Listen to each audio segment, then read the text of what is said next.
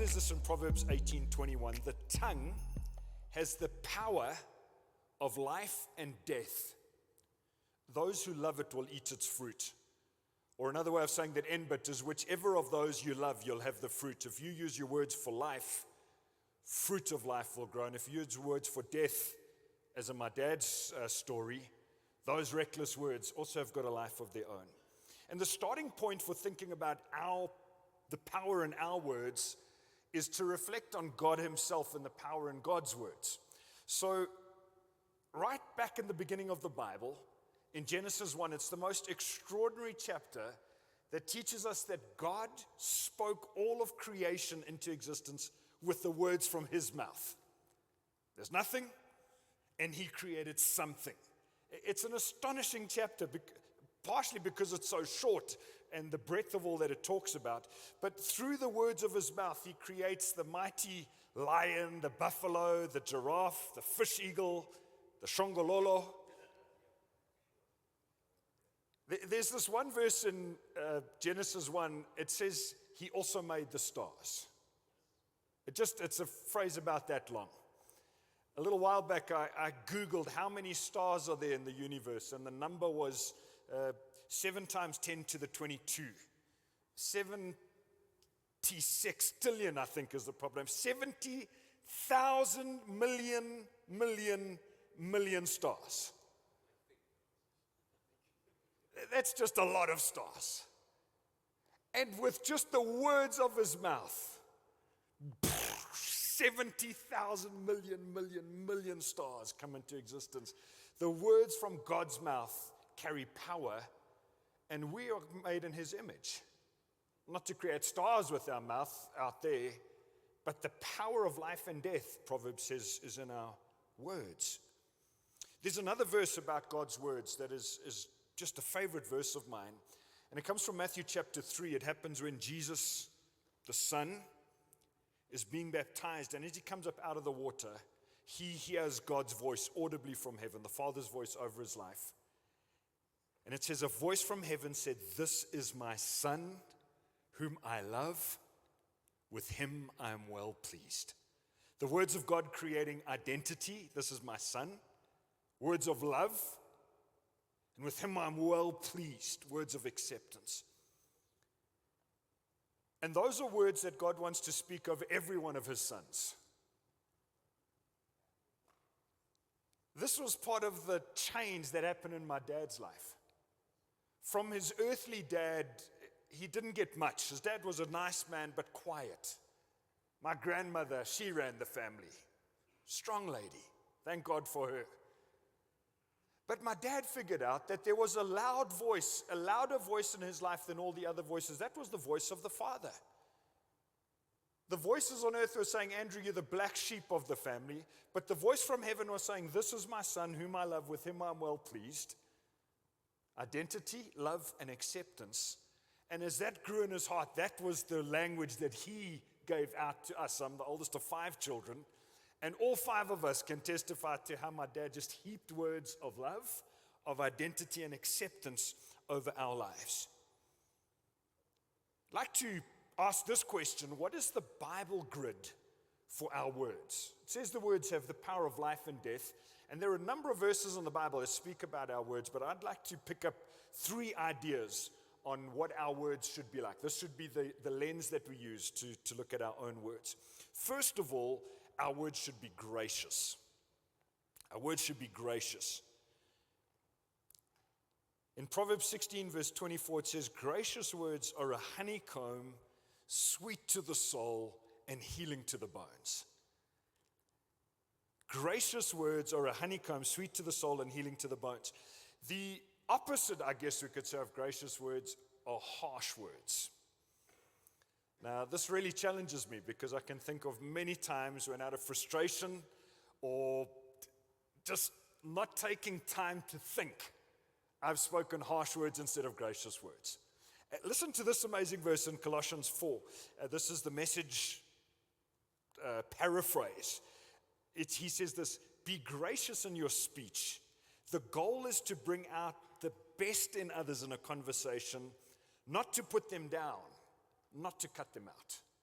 Isn't that a brilliant definition of what gracious words should look like?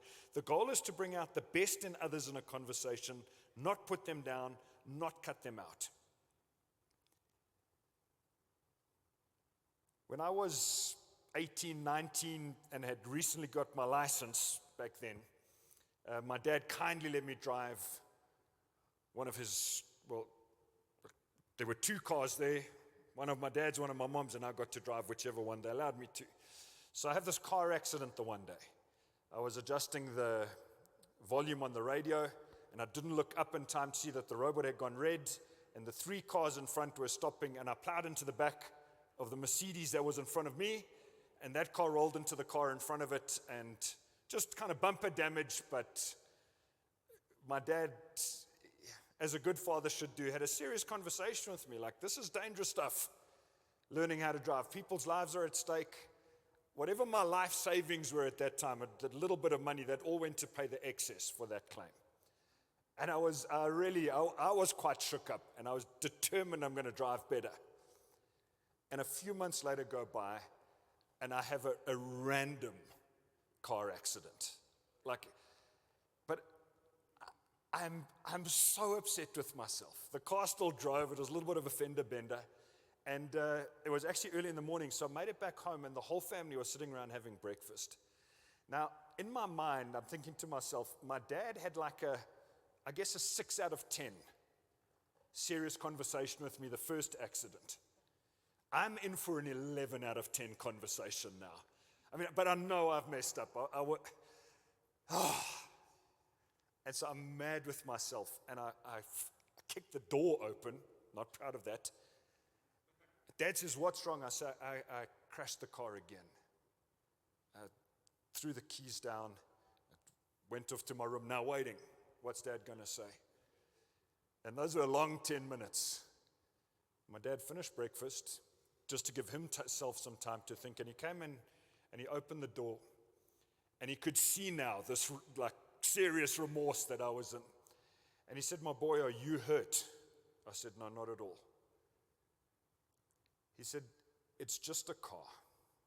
And I'm glad you're okay. I know you've been trying harder. We'll sort it out later when I get home from work. You just go out and have a good day today. Oh my goodness. Talk about undeserved words of grace. I deserved the 11 out of 10 conversation. And my dad brings in these gracious words, the aim to bring the best out. And somehow in both the first and the second conversations, he was saying the right things to get the best out of me. It's not just always go for it, have a good day. Sometimes it needs the serious conversation. But what an amazing space, or what an amazing lesson for me that these gracious words can be so powerful. I think one of the lessons that I've tried to learn and am learning in my own life is that one of the best places for me to deal with the stuff on the inside is with me and God in a time of daily devotion with Him, reading His Word and prayer. Because there's a whole lot of stuff that goes on the inside of every one of us. And if we don't have a safe space to get that stuff out, it tends to leak out in non-gracious words, and the people that generally catch the short end of our words are those closest to us. In my case, my wife, my kids, they get the non-gracious words, and then I kind of put in my best face when I step out. And if I've got a safe space with God of receiving His grace into my life, it's got a huge impact in enabling me to speak gracious words out. I think this is a lifelong journey. I think that for the rest of our lives, we'll be working and learning on this. But if we are these kinds of men, that gracious words are one of the filters that we live by, around us, people should feel safe. And what I mean by that is psychological safety, that when I'm around that man, I'm not going to be cut down with a cutting sense of humor. He's not looking to take me down a notch, maybe to let him fill his own insecurities. They're words of grace, and those are strong words of grace. One of the hopes I have for my own life, and I hope you do for yours, is that in the circle around you, people feel safe, they feel accepted, they feel challenged, but they don't feel cut down through the harsh words that sometimes bleed out of us. What a challenge. The second grid for these powerful words that come out of our mouths is the Bible uses this phrase, there should be words that build up, or building up words. Take a little sip.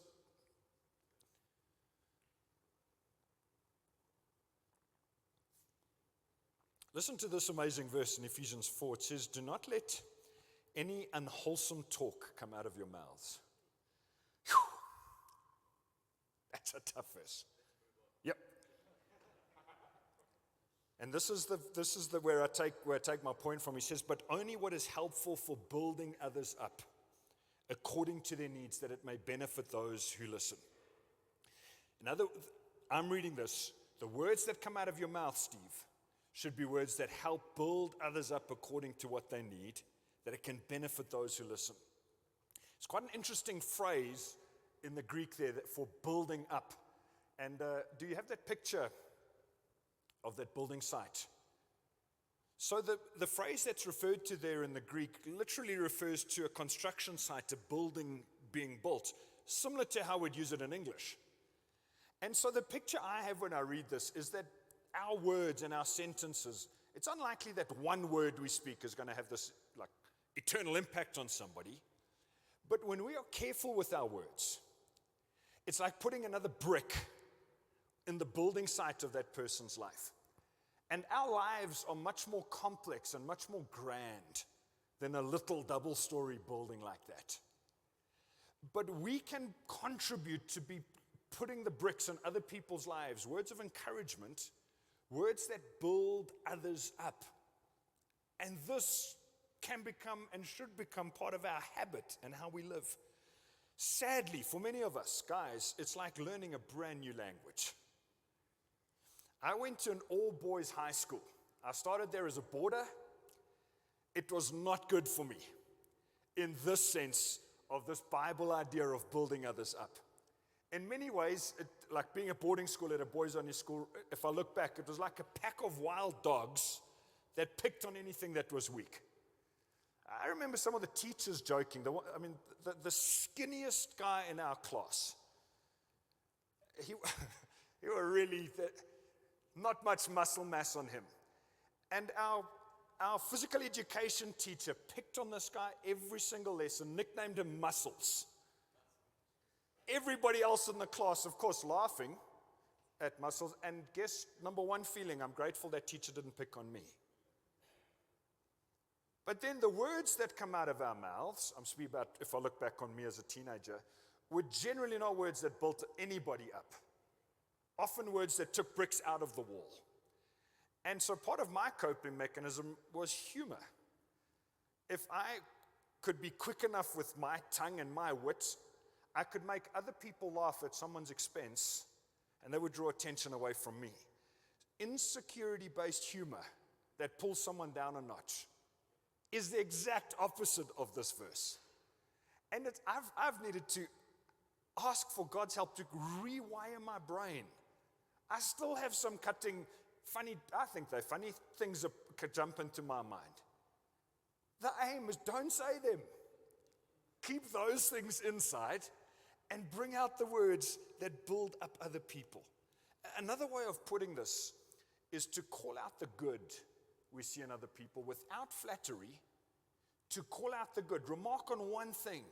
One thing I respect about you is, if you say that to any other man, one thing I respect about you, whatever follows after that, he's listening. If it's truthful, if it's accurate, one of the things I appreciate about you, spoken to any human being in the world, if it's honest, if it's truthful, it's putting another brick in the wall. It's lacking in most parts of our culture and our society. And yet God says to every one of us, men, build others up, put more bricks. Sorry, I'm not pointing at anybody, I'm just excited. Powerful force for good. There's a man in our church, his name is Ernie Smith.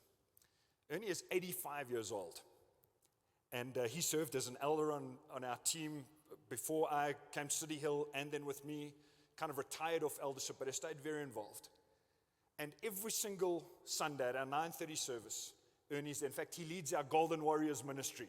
It's like just amazing impact that's happening through that into the 65 pluses in our area.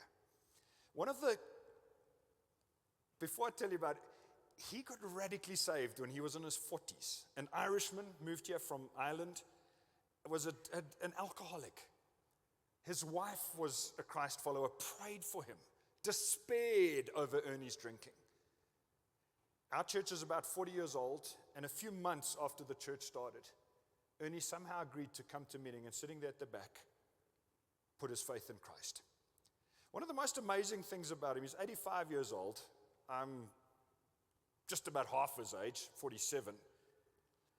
Every single Sunday that I preach at home, he's one of the first guys to say, "Steve, that was amazing."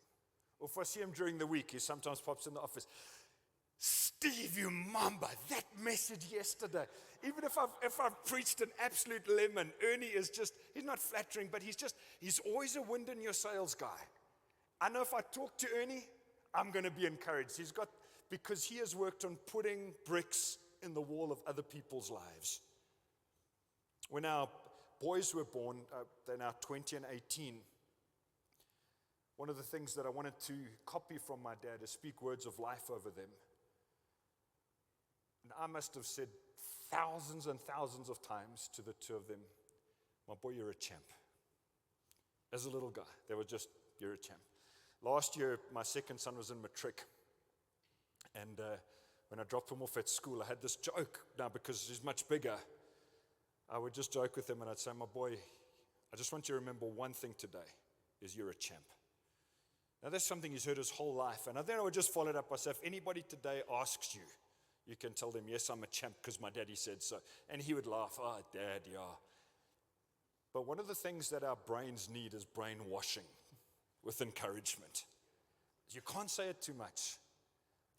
Over and over and over again. Which brings me to my third point, is that our words should not just be gracious and building up, but if we do those, they'll also be life-giving words.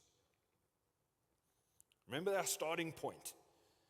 Proverbs 18 verse 21. The tongue has the power of life and death. Those who love it will eat its fruit. Over the last 7 days, what has the quality of your words and my words been like? Have they been life-giving words? Or have some of them been harsh? Have some of them cut others down? Or sometimes silence is the problem. I thought good of that person, I just never said anything. In the middle of that, this incredible verse, your words have the power of life and death. Oh, I don't have that much impact. No, your words do. My words have power in them. Remember, God's words created all the life that's on this planet. And remember the verse that we read from Matthew 3:17, the voice from heaven that speaks over Jesus, "This is my son, whom I love. With him I'm well pleased." And one of the reasons that sometimes our words aren't life-giving, don't build others up, and aren't gracious is because we haven't heard those words of the Father enough over our lives. And the Father doesn't just say that over his son, Jesus, who's getting baptized. He wants to say it over every one of us as often as we'll listen. "That's my boy, whom I love. With you I'm well pleased." Andrew, you were told you're a black sheep of the family. That's not true in my family. You're my son, and I love you. With you I'm well pleased. Steve, this is my son, whom I love. With him I'm well pleased. And when we are receiving that affirmation from him, the life from God, letting us know, "I love you, my boy. You're doing okay." I think of considering men who come out on a Friday to be together, worship God, sit listening to his word, chances are that you're paying attention to your life. And men that pay attention to their lives often feel like they're coming up short. There's lots of stuff against us, lots of reasons to feel like we're not cutting it in different areas. And the Bible's solve for that is not just trying harder, although effort is good. It's looking to the Father whose grace is there, whose words build me up, and he's saying over my life, "This is my son whom I love. With him I'm well pleased." We've got 3 children. Told you about my 2 boys. But 5.5 years ago, most amazing thing happened in our world unexpectedly. We adopted a little girl. She was 6 years old at the time. She's now 11. And she's this very dinky little thing. She's tiny in body, but got this big heart and personality.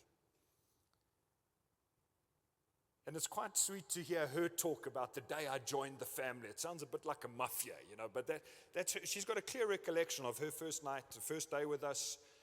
And it was huge for our family. Our boys were 6 years younger. And we took a lot of advice and a lot of help. There was a psychologist who actually still sees or helps us and sees Trinity. And so in the journey, she prepared us and she said, in terms of attachment theory, what you're praying for is the miracle that she will bond with somebody in your family, hopefully Jackie. Because she missed the first 6 years of bonding with this mom. And many children don't bond at all after trauma like that. But if you can pray for a miracle of attachment to one person. And boy, did God answer that prayer. Her mom is her favorite person in the world by 1,000,000 miles. Then she said something else, a psychologist, which I didn't properly pay attention to, but she said this, you can only bond to one human being at a time. So if you got a little baby, the first few months, that baby's usually bonding with its mother. Bonding with the dad comes later. I didn't really hear that. Because Trinity was 6 years old, I'm like, this is just going to be, we're opening up. It was quite sacrificial, actually. We had to shuffle things around. There was a price to be paid. And for the first long time, it felt like she wanted almost nothing to do with me. Which when we went back and spoke to the psychologist, she said, but I told you this, thank God she wants something to do with Jackie. She's bonding with her mom. And if mom left her for half an hour, it was like the world had fallen apart. If dad left for days, it was awesome because then she had more time with mom. It was quite a challenge emotionally for me. I was like, this is not how I envisaged all of this. And so Jackson and I, just as a little,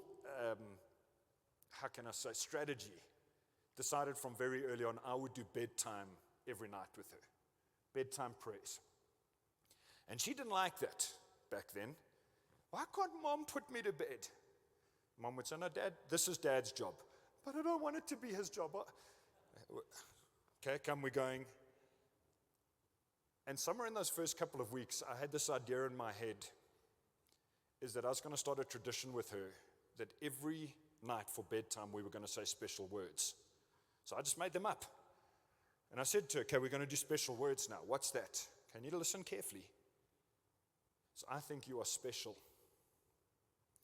I think you're precious. I think you're brave. You're loved. And you're ours. I love you very much. Thank you. In fact, you say nothing. I say, no, if somebody says nice words like that to you, say thank you. Okay, thank you, Dad. The next night, we're doing special words tonight. You're special. You're precious. You're brave. You're loved. And you're ours. We love you very much. How long did that take to say, Carl? 15 seconds? Round about that. Every single night, 15 seconds.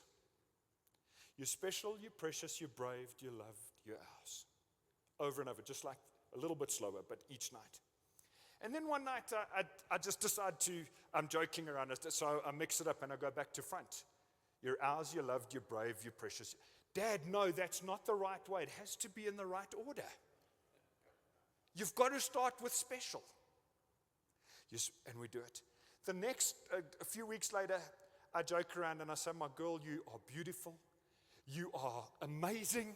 You are gorgeous. She says, no, Dad, those aren't the right words. I want the special words. You're special, you're precious, you're brave, you're loved, and you're ours. Now, the middle word is prophetic, brave. Like I'm talking into her future. She's scared of geckos, she's scared of mosquitoes, but she's also extremely brave because she's willing to step out and do stuff that people who've had her journey in life would draw back from. You're special, you're precious, you're brave, you're loved, and you're ours. And it's been an astonishing thing. I mean, we're a lot closer now. After the first couple of years of bonding with Mom, she then bonded with the rest of us, her two brothers and with me as well. We've got a wonderful relationship.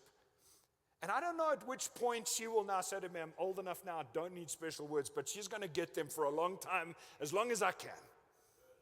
If we go away, I very often record a little video.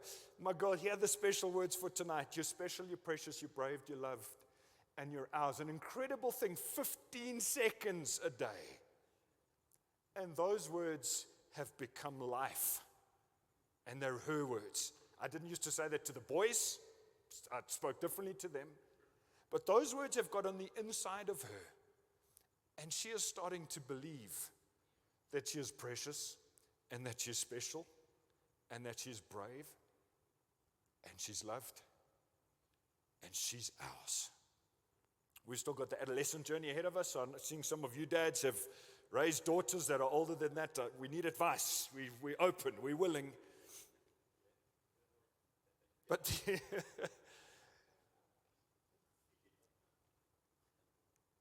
what I'm saying tonight is that it's not trying to 24 hours a day come out with these profound things. Is look for the opportunities to speak words of life and to speak words of courage, because there's not a single human being in the world that doesn't need that.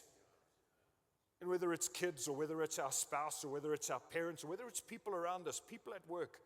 Another profound thing that we did at our office related to this idea of speaking words of life is at the 3 or 4 meetings, big meetings that we had, for the first 5 minutes of each meeting, a few years ago, I said, guys, I'd like us to start by just high-fiving whatever God's doing. What can we high-five? I'm talking about our church staff. And what's interesting is that the meeting started to shift, whereas previously we got quite a good attention to the things we need to fix and do better. And so very often the meetings lean in that way. Somebody starts shouting at a problem. How can we fix it? By 15 minutes, feel frustrated with the problems. But our staff meeting together, guys, first 5 minutes, what can we high-five? And somebody says, I'd like to high-five Robbie and the facilities team, because on Thursday last week we had a memorial service and this went wrong and they jumped in and the help fixed it. Robbie, thank you very much. Word of life. 30 seconds. You see the facilities team looking. I'd like to say thank you to Carolyn and the media team, because this and this and this happened and they went above and beyond. Cara, thank you so much for what you did. High five. This is the team. And it's nothing's contrived, it's not pre-prepared. It's just off the cuff. 5 minutes of that, and it's changed a lot of the culture of our meetings, because it's words of life that we're leading with, and then we go on to fixing problems. 2 years ago, I'm coming in for a landing. We did a series simply called Identity, looking at our identity in God. And we drew up this list of truths about each one of us. They come from the Bible, but we made them into a list. We called it our identity creed. And for each of those 6 weeks, we finished off our church services by reading this out. And I'd like to read it to you this evening before I land my message. I am a child of God. I am made in the image of God. I am blessed with every spiritual blessing in Christ. I was chosen by him, before the world began. I am loved more than I will ever know. My Father knows me. My Father cares for me. He takes great delight in me. I've been redeemed. I've been set free. I've been forgiven. I am a saint. I am loved in the beloved. I am designed and destined for great purposes in him. I am sealed with the Holy Spirit. I am God's holy temple. I am intended to live for his glory. Christ dwells in me. I am a new creation. I am a child of the light. I am part of a new family. I am precious. I am called. I am empowered. I am God's inheritance. I am a co-heir with Christ. I have the mind of Christ. I am dead to sin. I am alive to Christ. I am seated with him in heavenly places. I am a child of God. If those truths all apply to our lives, then surely the words coming out of us can be gracious, building up, and life-giving. What I'd like to invite you to do, if it's okay with you, Glenn, I'd like to pray. But before I do that, I'd like you to reflect for a minute or so I don't know if there's some background music that we could put on for a minute, if you do. For a minute or so, to reflect on the people around you and the kinds of words that you've used that maybe God's tonight just saying, I want you to tweak the dials a little bit. Maybe reflect back, you're like, I could have been a bit more gracious. You know, in those situations, I could be a lot more upbuilding. And these words are life-giving. I mustn't be careless with my words. I need to be speaking words of life, of building others